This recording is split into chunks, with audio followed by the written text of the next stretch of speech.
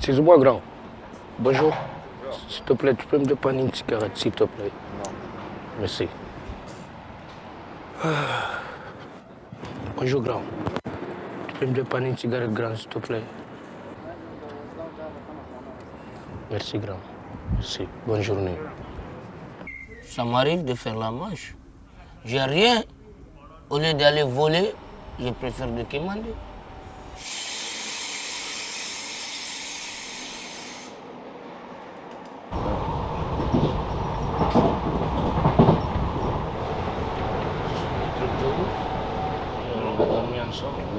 Il est sorti 5h54. Ibrahim Diallo, 15-03-1986, est né en Guinée-Conakry. Moi, je crois à Dieu et je suis content d'être en France. Et parmi toutes les gens que je croise, c'est des bonnes personnes. Toute ma bande, ils sont tous des Français arabes, africains. Mais on est bien soudés, on partage tout ensemble.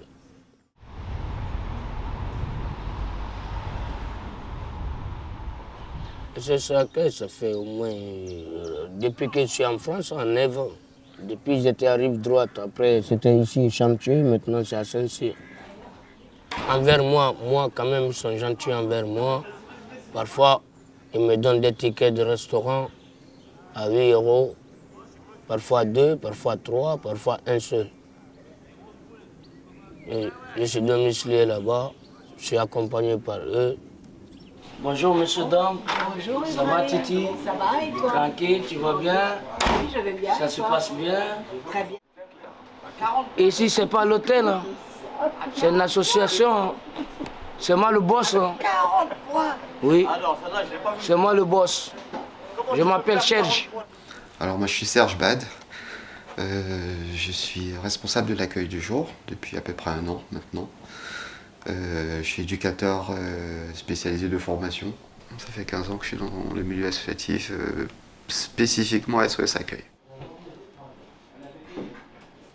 Ce que j'apprécie particulièrement ici, c'est qu'on fait énormément de rencontres. On apprend beaucoup sur les gens et on apprend beaucoup sur soi-même.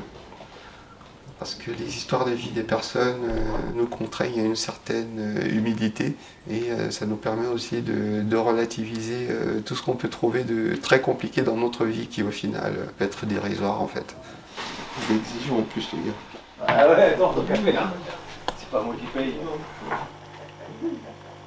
On essaie de répondre à leurs besoins primaires, c'est-à-dire manger, prendre un petit déjeuner, prendre une douche, faire une lessive, éventuellement démarrer un accompagnement social ou alors simplement créer du lien. S'il y a beaucoup de personnes qui sont isolées et quand elles arrivent ici, elles ont besoin de parler, de rencontrer du monde. Nous avons des bénévoles qui nous aident à faire tourner les services. Et ensuite, nous avons les salariés, 2 éducateurs et une psychologue. Je sais pas, voir avec le médecin s'il peut me faire une ordonnance. C'est tous ceux qui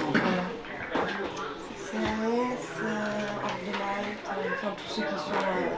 Et enfin, parmi les bénévoles, on compte des volontaires. En réalité, ce sont des bénévoles, mais on les appelle volontaires parce que ce sont des personnes qui bénéficient encore d'une façon ou d'une autre de nos services. Parce qu'un volontaire, c'est quelqu'un qui a encore besoin de nos services. C'est le cas de Chérif, par exemple. Moi, c'est Chérif, Kerno, Diallo Kerno Mohamed Chérif. Et depuis 2017, je suis parti de la Guinée. J'ai fait quoi? La Guinée, Maroc, Espagne. Entre le Maroc et l'Espagne, la mer. Après, je suis arrivé en avril 2018 en France. Il est là quasiment tous les matins. C'est parce que Chérif, dans sa situation actuelle, il a besoin de s'occuper un petit peu, il a besoin de faire des choses. Parce que sa situation administrative fait qu'il est dans un blocage où, pour le moment, il ne peut pas avancer. Je ne pouvais pas rester assis à ne rien faire. C'est ce qui m'a motivé au fait. Le fait de voir qu'il y a des tâches à effectuer sans rémunération, rien. Mais que tu puisses avoir quelque chose à faire au fait. Que tu te trouves un objectif. Déjà depuis SOS Accueil à Versailles, ça me titillait de les aider un peu, mais je ne trouvais pas l'occasion en fait. Je me suis dit, ça me ferait du bien un jour de faire ça, d'aider surtout les gens. Parce que moi, c'est ça mon problème, c'est aider. Je suis dans une galère, c'est vrai, mais il y a des gens qui souffrent beaucoup plus que moi. Après, ça dépend de la façon dont moi je vais prendre ma souffrance. Si je mets la barre très haute, du coup, je souffre beaucoup plus que celui qui est en bas. C'est un peu ça, en fait. J'essaie de rester au milieu et de ne pas perdre le moral, surtout. Toutes les personnes qui viennent ici, ils n'ont pas une bonne situation. Ils ont une situation qui se dégrade tous les jours. Et moi, je me dis, c'est des gens comme ça qu'on devrait aider. Bien que moi aussi, j'ai besoin d'être aidé, mais ouais, j'aime bien aider les gens qui sont dans le besoin. Un petit peu, chérie. 10, 15. Tu leur diras 10 ou 15. C'est bon, chérie. C'est bon. Ibrahim, c'est d'abord mon frère guinéen. En plus, il est peul comme moi, Diallo. Il m'a fait un truc qui m'a interpellé au fait. La première fois que j'ai vu Ibrahim, c'était à Versailles, à SOS. On se connaissait pas, mais on s'est salué et puis on est resté un peu à bavarder. Mais juste l'instant où on s'est connus, lui, il m'a regardé. Il a sorti un billet, il a donné à quelqu'un d'aller acheter de l'alcool. Et il a pris 2 €, il m'a tendu. Bien qu'il ne me connaissait pas. Il m'a dit aussi d'aller acheter à boire. Je lui ai dit, moi je ne bois pas de l'alcool. Il m'a dit, non, bois, prends ce que tu veux. J'ai dit, ah ben c'est bien ça. Donc je l'ai remercié, mais ça m'est resté. Ce geste-là m'est resté de lui. Depuis, je le regarde, je dis, mais c'est un homme, je dirais, gentil. Non, parfois j'oublie. Bah vas-y, c'est Boisse, c'est la faute de Boisse, ton petit. Il est ouvert, il est prêt à aider au fait, Ibrahim. C'est quelqu'un qui est prêt à tout donner pour les gens, au fait. Il est prêt à se donner corps et âme pour aider les gens. Il est un peu comme moi, donc ce qui fait qu'on est ensemble, on s'entraide. Ouais, ceux qui se ressemblent s'assemblent.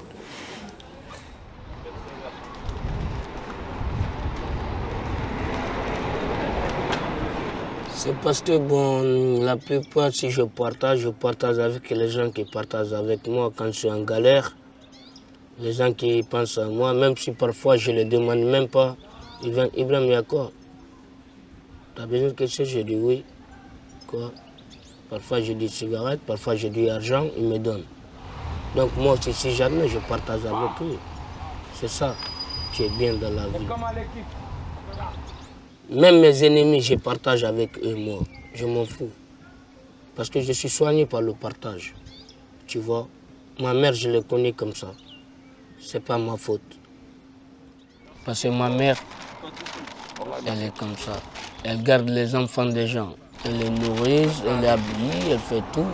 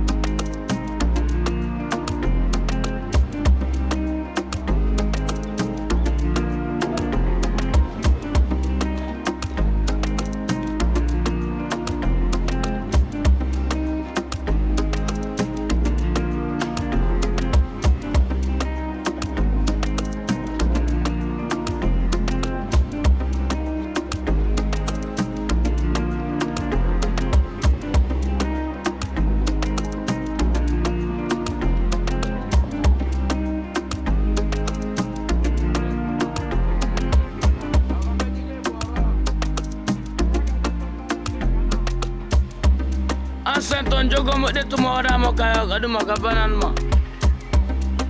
Enceinte. De tuma wada mo kabanan ma. L'enceinte, l'enceinte. Prends-le, tu mets de là-bas.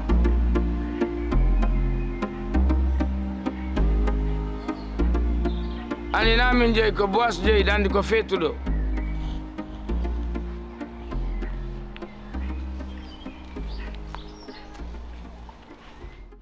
Vous n'avez pas vu le jour-là, quand je vous accompagnais, tout le monde disait que le monsieur il est trop gentil, trop gentil. Moi, c'est pas moi, hein, c'est Dieu qui m'a créé comme ça. Arrête de pleurer, c'est pas bien.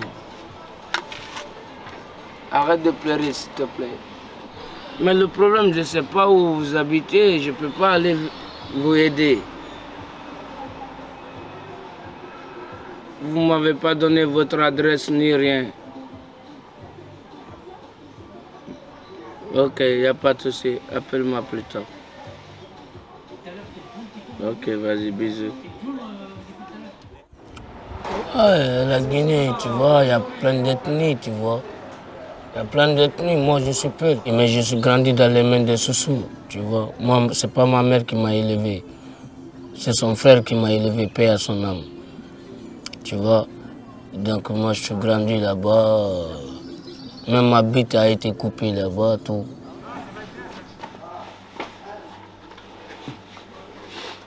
Quand même, je vais les garder. J'ai traversé 9 pays pour atterrir ici. Mon premier pays que j'ai atterri, quand je suis sorti de la Guinée, c'était Mali Bamako. Tout est payé sur le chemin. On a notre argent de poste, mais chaque barrage, on paye des sous. On paye. Cher en plus. Pour nous laisser passer. Parfois même on nous met dans garde à vue pour payer. Si on refuse parfois, il nous met. 2 fois il nous a fait ça.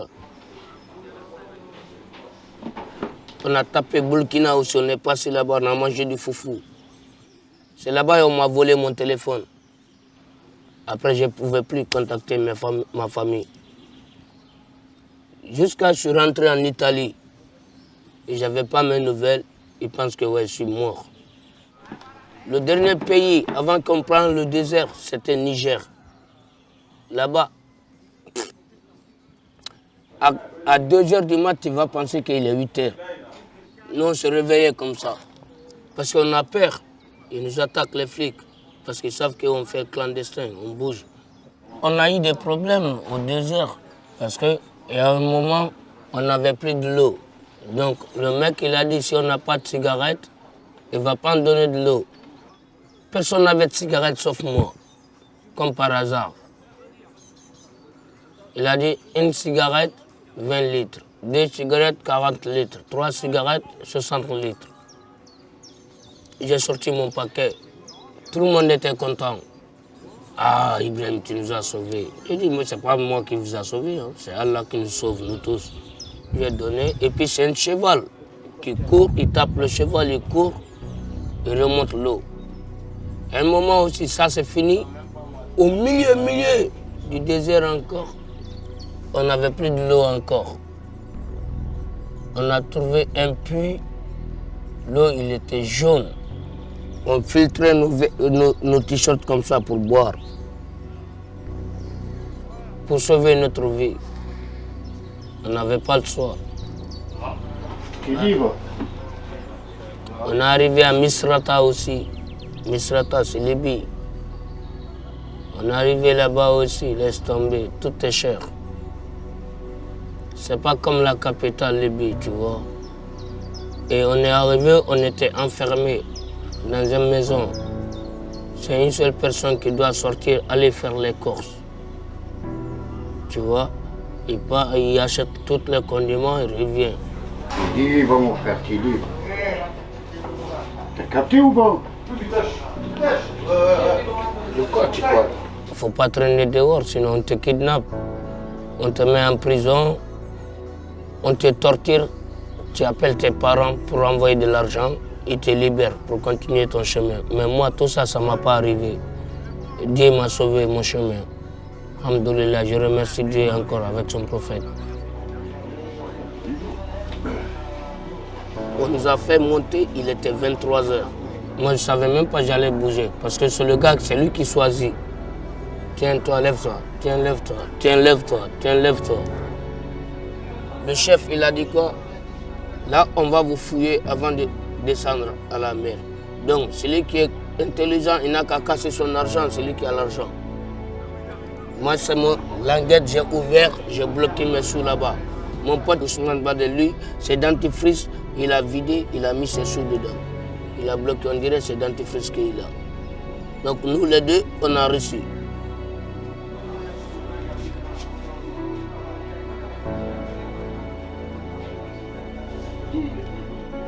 On nous a mis comme, même les poulets dans leur caserne, c'est pas comme ça. Si tu écartes tes jambes, ton pote il s'assoit. L'autre aussi écarte ses jambes, l'autre il s'assoit. Comme ça. Je te dis, même les poulets, c'était pas comme ça. On nous a torturés pour monter dedans. Après, on est parti. C'est à 23 h, nous ont mis dedans. À 11 h, quand on était au milieu de la mer, c'est là-bas que notre Sodec s'est percé. Après, il y a l'eau qui monte. Il y a d'autres qui chient, il y a d'autres qui vomissent, il y a d'autres qui pleurent. Nous, on mettait nos vestes, on remet sur la mer. Mais quand la vague vient, il remet plus que nous ce qu'on a retiré à l'intérieur. C'est comme ça l'avion de l'Espagne est venu. Il a tourné. On a soulevé nos vestes comme ça, il a appelé le bateau pour nous. Ils nous ont sauvés. Nous, personne n'est décédé. Nous tous, on est bien rentrés. Mais mes amis derrière, ils sont tous décédés. Parce que quand on est rentré, on les a appelés. Soit disant qu'on est rentré, ça va. On a bougé aujourd'hui et ils ont bougé 3 jours après. Mais eux, leurs soldats, ils ont tous décédé. Ousmane Baldé, c'est avec lui que j'ai prié tout notre chemin pendant 6 mois sur le chemin. Je prie avec lui, je mange avec lui. Tout, je faisais avec lui. Mais on n'est pas partis ensemble. Moi, je suis parti en premier. Lui, il est décédé.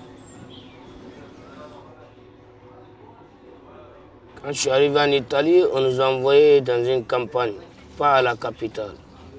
Pour même aller au tabac, il faut marcher au moins 40 minutes. Parce qu'il n'y a pas de taxi, il n'y a pas de bus.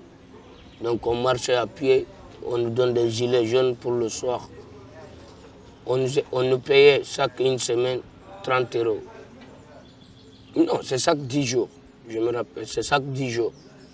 30 €.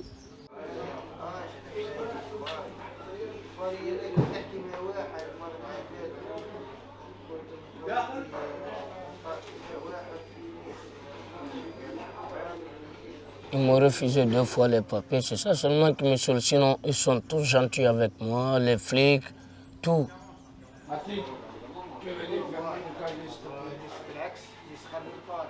Parce que je suis gentil, j'aime tout le monde. J'aide tout le monde, les personnes âgées, c'est moi qui les aide. Tout le temps à la place du marché. Il y a même une dame qui a pris mon contact. Même hier, elle m'a appelé en pleurant, elle était mal. Elle m'a dit on se voit samedi. J'ai dit ok madame, il n'y a pas de problème. Non, c'est comme ça. Soldat, j'ai posé ton bailleuse. Ouais, j'ai vu, t'inquiète. Je m'appelle Sébastien Mardil et je suis éducateur spécialisé sur Saclay. J'ai fréquenté la rue de 20 à 25. Je bosse, tu le vois, non? J'ai des preuves comme quoi je bosse. Bah oui. Non, c'est D'où peut-être le fait que j'arrive à comprendre et à entendre certaines demandes. Alors je dis pas que si tu viens pas de la rue, tu peux pas les comprendre, non, après il suffit d'être humain et juste de regarder autour de soi. Ça peut arriver à n'importe qui, à n'importe quel moment. C'est pas propre à une personne en fait de se retrouver dehors en galère. J'aime bien la France, je suis en sécurité. Même si je dors dans le parking, je n'ai rien à foutre. Et ma famille là, je les ai abandonnés parce que je suis musulman, je ne peux pas boire l'alcool et rentrer à la famille, t'as capté? Ça déjà ma mère l'a dit, ouais, s'il boit, il ne faut pas le laisser rentrer. Ah mais quand il est con, je peux être con aussi. Ouais, mais c'est ça son problème à lui. Le problème, il est là. Hein, Il te fait chier. Moi, il me fait chier. hein, gros. il m'embête après. Ah oui. L'alcool, je le bois pour oublier le stress et ce que j'ai vécu sur mon chemin. Tu vois, c'est pour cela que je bois l'alcool. Je bois pour oublier ce que j'ai vécu sur ma route. Pendant 9 pays, désert, la mer. Quand je suis tout seul, comme ça, il faut que je bois, sinon je pète un câble. Je vais m'embrouiller avec n'importe qui.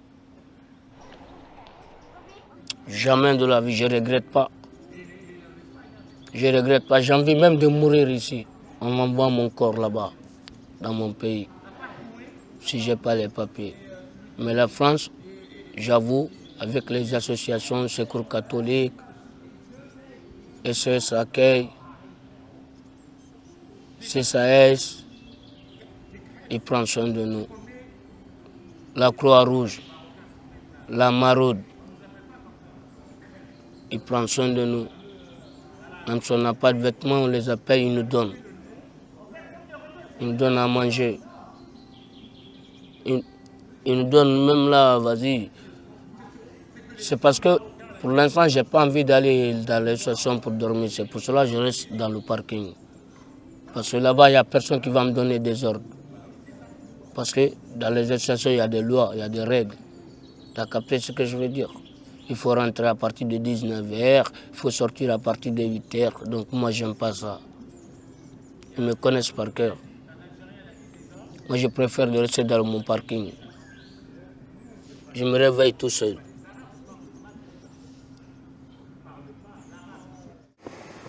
Il y a une certaine liberté. Hein. Moi, quand j'étais dehors, j'étais libre. Tu es libre de dire ce que tu veux, d'aller où tu veux. Être dehors, c'est une vraie liberté. Donc, est-ce que tu es malheureux quand tu es dehors? Non. Non. C'est des choix. Hein. C'est des choix. Moi, le choix, il est arrivé quand j'ai eu le premier enfant. Voilà, mais c'est chacun son déclic, en fait, et chacun sa temporalité. Alors, il y en a, malheureusement, la temporalité va être la fin. Parce qu'avec des parcours comme ça, c'est assez difficile de rester en bonne santé pendant des années, enfin, jusqu'à 50, 60 ans. Tu arrives forcément des galères quand tu as des addictions. Mais ça, après, c'est pareil. Les addictions, il faut les comprendre. Tu es à la rue, ok, il y a une certaine liberté, mais c'est pas simple. Donc il faut t'évader. T'es dehors, t'as pas la PlayStation, ou ta femme, ou tes enfants. Il te faut un moyen de t'évader. L'alcool, la drogue, un petit plaisir de vie.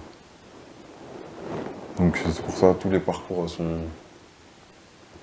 différents et tout le monde s'en sort différemment, mais c'est surtout une histoire de temporalité et de possibilité.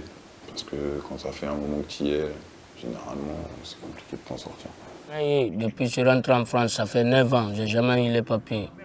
J'avais un appartement à Jussieu avec un Baptou.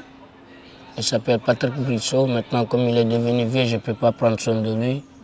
Il a 99 ans maintenant. Tu vois, donc bientôt 100 ans. Il est devenu vieux, je ne peux pas prendre soin de lui parce qu'il arrivait de chier sur lui, tout, tu vois. Donc,